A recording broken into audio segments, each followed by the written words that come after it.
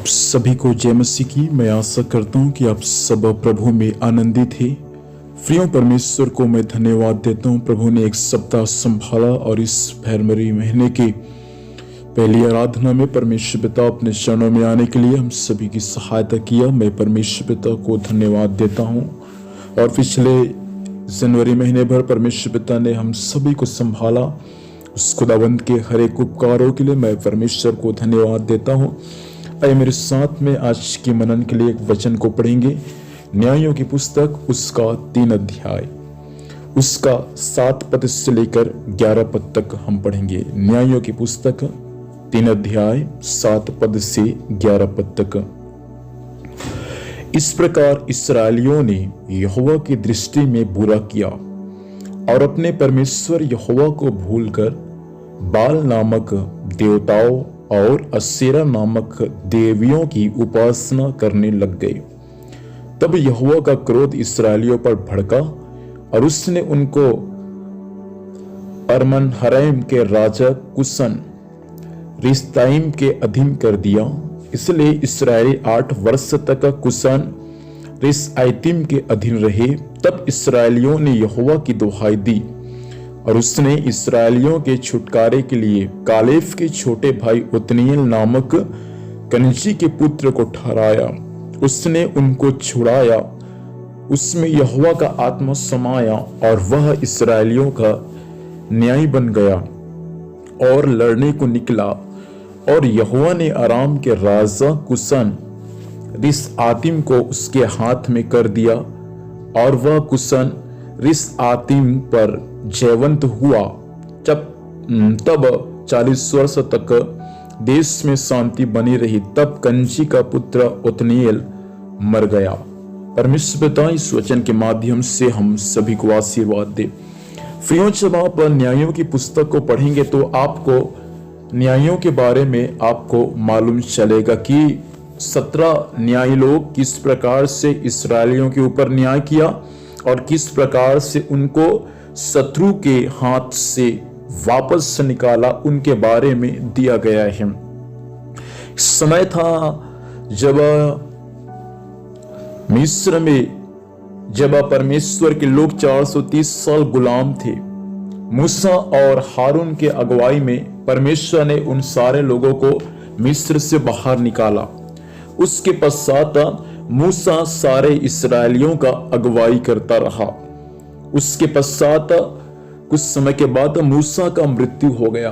मूसा के मृत्यु के पश्चात यहोशू और कालेब सारे इस्राएलियों का अगुवाई किया। उसके बाद यहोशू और कालेब का जब मृत्यु हुआ, उसके बाद परमेश्वर ने सारे इस्राएलियों का अगुवाई करने के लिए परमेश्वर ने 17 न्यायों को चुना और वे सभी मिलकर बारी बारी से एक का मृत्यु होता, उसके बाद परमेश्वर दूसरा न्याय को चुनता। वैसे करके परमेश्वर उनके लिए 17 न्यायों को ठहराया और वे 17 न्यायी लोग इस्राएलियों के ऊपर न्याय किया करते थे। उसके बाद जब न्यायी लोगों का मृत्यु हुआ तो सारे इस्राएलियों ने परमेश्वर से कहा कि परमेश्वर हमारे ऊपर एक राजा दे ताकि वे राजा हमको अगुवाई कर सके। तब परमेश्वर ने उनके लिए राजा दिया और इस्राएल का पहला राजा साउल है जो परमेश्वर उनको दिया। उसके बाद परमेश्वर बारी बारी करके उनके लिए राजाओं को दिया। एक राजा का मृत्यु हुआ, परमेश्वर दूसरा राजा उनको दिया। उसके बाद जब राजाओं का मृत्यु हुआ तब परमेश्वर उनके लिए राजाओं के मृत्यु के पश्चात परमेश्वर उनके लिए भविष्यवक्ताओं को चुना और वे भविष्यवक्ता लोग बारी बारी से सारे इस्राएलियों का अगुवाई किया करते थे। उसके बाद जब भविष्यवक्ता लोगों का मृत्यु हुआ तो परमेश्वर 430 साल किसी को बातचीत नहीं किया मलाकी के बाद। उसके बाद सीधा नए नियम में परमेश्वर क्या किया, यूहन्ना को भेजा और यूहन्ना सारे इस्राएलियों का अगुवाई करता रहा। उसके पश्चात स्वयं प्रभु यीशु मसीह इस पृथ्वी पर जन्म लिया और यीशु मसीह सारे इस्राएलियों का अगुवाई किया। उसके बाद 12 यीशु मसीह के मृत्यु के पश्चात यीशु मसीह के चेले उन सभी का न्याय किए। उसके पश्चात बाइबल ये सिखाता है जब चेलों का मृत्यु हुआ उसके पश्चात आज जितने भी परमेश्वर के भक्त लोग इस पृथ्वी पर सेवा करते हैं, उनको परमेश्वर नए करार के इस्राएलियों का अगुवाई करने के लिए परमेश्वर चुना। इसका मतलब परमेश्वर कभी भी अपने लोगों को अकेला या अनाथ नहीं छोड़ा। परमेश्वर समय समय पर उनका अगुवाई करने के लिए परमेश्वर उनके लिए अपने अगुवों को ठहराया, ताकि वे अगुवे परमेश्वर के वचन के अनुसार उनको सही मार्गदर्शन कर सके। यहां पर भी इस्राएलियों के बारे में लिखा है प्रियो, इस्राएली लोग जो परमेश्वर के नीच प्रजा थे, जब उन्होंने परमेश्वर की दृष्टि में जब बुरा काम किया और परमेश्वर को भूलकर वे लोग पराये देवता की आराधना किया, वे लोग पराये देवियों की उपासना किया, अपने जीवित परमेश्वर को छोड़कर वे इस्राएली लोग जिसको परमेश्वर मूसा के द्वारा मिस्र देश से निकाला, वही सारे इस्राएली लोगों के बारे में बाइबल ये सिखाता है कि वे लोग आगे चलकर मूर्ति पूजा करना शुरू कर दिया। वचन में लिखा है बाल नामक देवताओं और असेरा नामक देवियों की उपासना करना शुरू कर दिया। देखिए, अब परमेश्वर के लोग जो सच्चे परमेश्वर को जानते थे, सच्चे परमेश्वर पर विश्वास करते थे, वे लोग क्या किए? वचन हमें यह सिखाता है प्रियो, देवी देवताओं की आराधना करना शुरू कर दिया, देवी देवताओं की उपासना करना शुरू कर दिया। परमेश्वर व्यवस्था विवरण और निर्गमन की पुस्तक में परमेश्वर 10 आज्ञा दिया था। उसमें का पहला आज्ञा है कि तू मुझे छोड़, दूसरों को ईश्वर करके ना मानना। प्रभु का सबसे पहला आज्ञा था सारे इस्राएलियों के लिए कि मुझको छोड़कर किसी दूसरे को ईश्वर करके ना मानना। लेकिन मूसा 40 दिन 40 रात जब प्रभु की उपस्थिति में था और जब पहाड़ से उतरा तो क्या देखा कि मूसा जब 40 दिन इस्राएलियों के साथ में नहीं था, तो वे लोग बाल नामक एक बछड़ा का मूर्ति बनाया और उसी मूर्ति के आगे आराधना करना वे लोग शुरू कर दिए। और वे लोगों ने कहा कि परमेश्वर बछड़े के रूप में हमको मिस्र देश से बाहर निकाला, इसलिए वे लोग उस बछड़े की आराधना किया करते थे। और उसके बाद आगे चलकर वे लोग फिर से बाल नामक जो बछड़ा था उसको बनाकर वे लोग फिर से उनकी उपासना करना और उनकी आराधना करना आरंभ कर दिए। मेरे प्रिय लोगों, इस वचन के अनुसार मैं आपसे कहना चाहता हूं, प्रभु को जानकर, मसीह को मानकर, याद रखना मूर्ति पूजा करना पाप है, क्योंकि परमेश्वर यह सिखाता है कि जो परमेश्वर पर, यीशु मसीह पर विश्वास करते हैं, वे सच्चे परमेश्वर पर विश्वास करने के कारण अन्य देवी देवताओं की आराधना करना, उपासना करना, अर्थात बाल नामक देवता हो या असेरा नामक देवी हो या अन्य कोई क्यों ना हो, उनकी आराधना करना, उनकी उपासना करना परमेश्वर के वचन के अनुसार पाप है। क्योंकि परमेश्वर का सबसे पहली आज्ञा है कि तू मुझको छोड़कर दूसरे को ईश्वर करके न मानना। दूसरा आज्ञा है कि तू अपने लिए कोई मूर्ति खोदकर न बनाना जो आकाश में हो या पृथ्वी पर हो, और उनकी आराधना, उनकी प्रार्थना, उनकी उपासना भी न करना। ये परमेश्वर का नियम है परमेश्वर के लोगों के लिए जो परमेश्वर को जानते हैं। आप यदि परमेश्वर को जान चुके हैं, आप यदि परमेश्वर पर विश्वास करते हैं, बपतिस्मा ले चुके हैं, अन्य भाषा बोलते हैं, उद्धार पा चुके हैं, तो आपके लिए ये सारा कुछ वचन के विरुद्ध में है। और आप यदि परमेश्वर के वचन को जानकर आप यदि ऐसा काम करेंगे तो मैं आपसे दावे के साथ कहना चाहूंगा, परमेश्वर का दंड आप पर आएगा। परमेश्वर आपको शत्रु के वश में कर देगा, शत्रु के अधीन में कर देगा, और उसके बाद आप वहां से निकल नहीं पाएंगे। जब परमेश्वर के लोगों ने सच्चे परमेश्वर को जानकर जब मूर्ति पूजा करना शुरू कर दिया, तो वचन में लिखा है प्रियो, परमेश्वर का क्रोध उन सब लोगों पर भड़का और दूसरे राजाओं के उनको अधीन में कर दिया 8 सालों के लिए, ताकि दूसरे राजा के अधीन में रहे और वे दूसरे राजा उनको दंड दे। इसलिए परमेश्वर अपने लोगों को स्वयं दूसरे राजाओं के अधीन में कर दिया और वे लोग 8 साल तक दूसरे राजाओं के अधीन में थे। जैसा 430 साल तक का सारे इस्राएली लोग फिरौन के अधीन में थे, फिरौन उनको दुख दिया, उनका जीवन आंसुओं का जीवन कर डाला, वैसा ही स्वयं परमेश्वर सारे इस्राएलियों को 8 साल तक शत्रु के अधीन में कर दिया। प्रियो, 8 साल इतना आसान नहीं है। 8 साल तक प्रभु के लोग परमेश्वर को नहीं मानते थे, परमेश्वर को प्रार्थना नहीं करते थे। वे लोग बाल नामक देवताओं और अशेरा नामक देवियों की वे लोग प्रार्थना आराधना किया करते थे। बाइबल हमको ये सिखाता है मेरे प्रिय लोगों कि जब वे लोग ऐसा करना शुरू किए, खुदा का क्रोध उन पर भड़क गया और 8 साल तक परमेश्वर उनको शत्रु के अधीन में कर दिया। और जब वे लोग शत्रु के अधीन में हो गए, उसके पश्चात उन लोगों को परमेश्वर का स्मरण आया।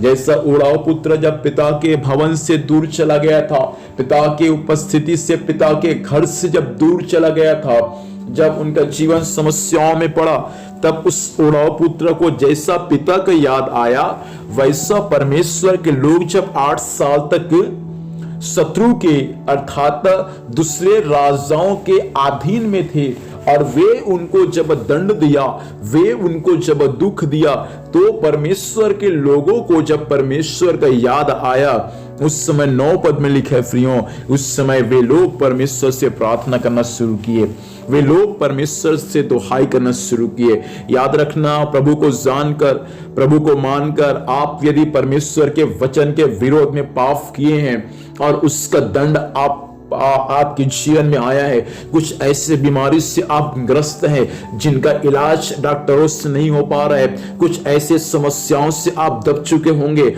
आप कर्जाओं के बंधनों से दब चुके होंगे जिनका छुटकारा हालेलुया आपको नहीं मिल पा रहा है, तो इस वचन के अनुसार मेरे प्रिय भाई बहन, मैं आपसे कहना चाहूंगा, प्रभु से नम्रता के साथ, प्रभु से दीनता के साथ प्रार्थना करना शुरू करें। वो परमेश्वर जरूर आपकी प्रार्थना को सुनकर आप पर दया करेगा।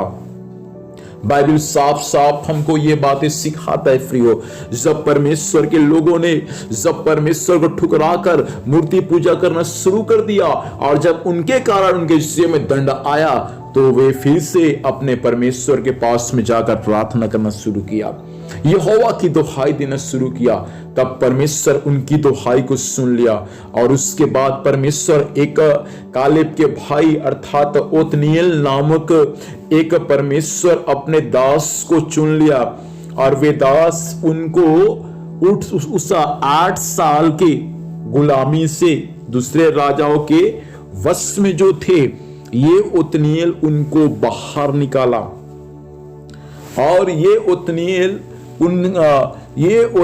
जो है एक योद्धा बनकर दूसरे राजाओं से युद्ध किया और युद्ध करने के दौरान उनको पराजय देकर उन सारे लोगों को उस पाप के बंधनों से वे उनको बाहर निकाला। उसके बाद लिखे वचन में 40 साल तक का वे लोग परमेश्वर के अधीन में थे। 40 साल तक उनके जीवन में परमेश्वर का शांति था। इस वचन के अनुसार आज की आराधना की सुबह मैं आप लोगों से कहना चाहूंगा, प्रिय भाई और बहन, इस पिछले साल और पिछले महीने हो सकते हैं प्रभु को जानकर आपने कुछ ऐसा काम किया जिस कारण से आप परीक्षाओं में पड़े हैं, आप हालेलुया परीक्षाओं में दब चुके हैं। लेकिन प्रभु आपसे परीक्षाओं से, समस्याओं से, बीमारियों से, कर्जाओं से, गरीबी से प्रभु इस महीने आपको बाहर निकालना चाहता है। कितने लोग हैं जो आज की आराधना के दिन अपने आप को प्रभु के हाथों में समर्पित करने को तैयार है।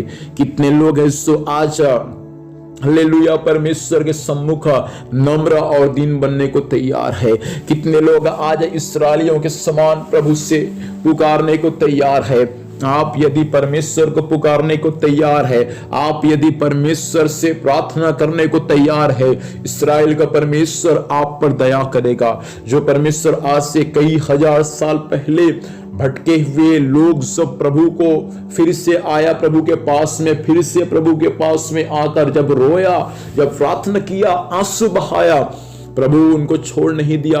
लेकिन परमेश्वर जो दया का धनी है, परमेश्वर जो कृपा का महान है, परमेश्वर जो झूठ नहीं बोलता, परमेश्वर जो कभी नहीं छोड़ता, परमेश्वर जो अपने सृष्टि से प्रेम रखता है, वही परमेश्वर उन सभी लोगों के प्रार्थना को सुनने के लिए, उनके पुकार को सुनने के लिए परमेश्वर पिता उनके बीच में, हालेलुया उनके बीच में परमेश्वर आ गया। और उसके बाद यहोशू का भाई काले उसके बाद हालेलुया उसके बाद कालेब के छोटे भाई को परमेश्वर चुन लिया ताकि वे सारे इस्राएलियों को उस पाप के बंधनों से बाहर निकालकर उनको अपने हालेलुया उस बंधनों से छुड़ाए। वैसा परमेश्वर कुछ ओतनिएल के समान परमेश्वर कुछ जवानों को आज की सुबह परमेश्वर बुला रहा है। कुछ जवानों को परमेश्वर आज की सुबह चुन रहे। हो सकता है भाई ओतनिएल के समान जवान आप होंगे, बहन हो सकते हैं आप ओतनिएल के समान जवान होंगे। हो सकते हैं परमेश्वर आज आपको चुन रहा है और परमेश्वर आपको, आपके परिवार को उस पाप के बंधनों से निकालने के लिए, परमेश्वर आपके घर के उन हालेलुया तमाम लोगों को हालेलुया उस पाप के बंधनों से बाहर निकालने के लिए, आपके पति जो बिगड़ गए हैं, वो जो नशे में हालेलुया जो संसार में उनका जिंदगी बर्बाद हो चुका है, उनको निकालने के लिए परमेश्वर आज ओतनिएल के समान आपको चुन रहा है। भाई बहन, परमेश्वर आपको ओतनिएल के समान चुन रहा है। प्रभु आपको कुछ जिम्मेदारी दे रहे हैं। कुछ ऐसे लोग हैं जो 8 सालों से, 10 सालों से, 20 सालों से, हालेलुया बचपन से वो दुष्ट आत्मा के अधीन में है।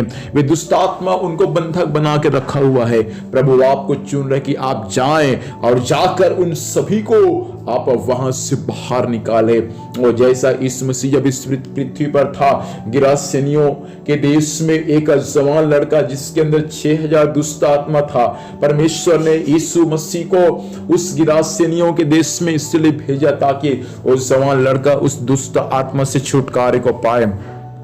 कई देश में परमेश्वर का आत्मा आपको भेजना चाहता है भाई।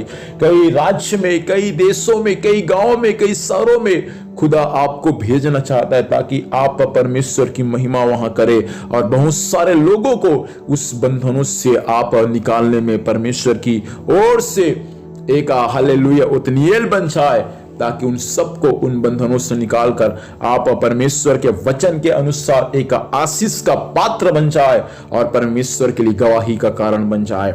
आज की सुबह हम प्रभु से प्रार्थना करें कि परमेश्वर मुझे भी ओतनिएल बना दे ताकि मैं बहुतों को उस पाप से, उस अंधकार से, उन शैतान की शक्तियों से पिता बाहर निकालकर मैं आपके पास में ले आऊं। आइए प्रार्थना करेंगे प्रियो, आंखों को बंद करेंगे और इस वक्त हम प्रभु से प्रार्थना करेंगे।